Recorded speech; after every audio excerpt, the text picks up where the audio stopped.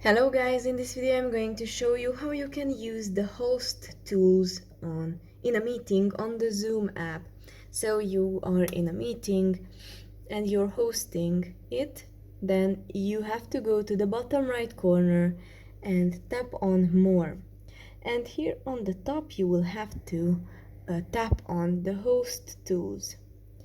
And you can see here the options that you have as a host.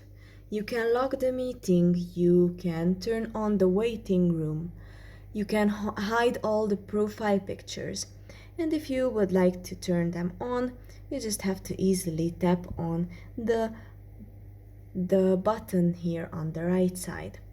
You can turn on off, for example, share screen. If it's white, then it means that it's turned off. If it's green, that it means that it's turned on. You can turn off, for example, share notes, or you can turn off unmute or rename. And you can see here these all are turned off.